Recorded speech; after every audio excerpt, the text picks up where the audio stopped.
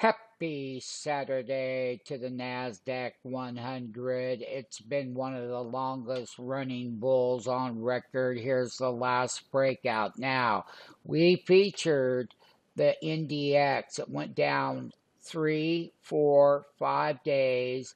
We have rising moving averages. We start with the gap on Friday jobs report.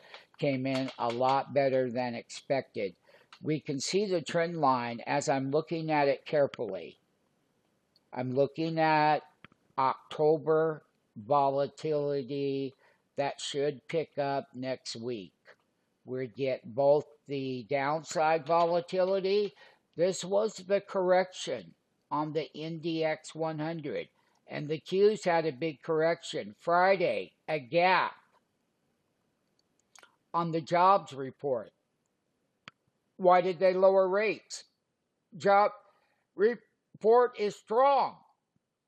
The jobs report was strong enough to gap it. We're going to see what happens. We get downside volatility. You can see the reversal to support, and then you get the upside volatility. It's a make or break for the market. October volatility will increase. October volatility.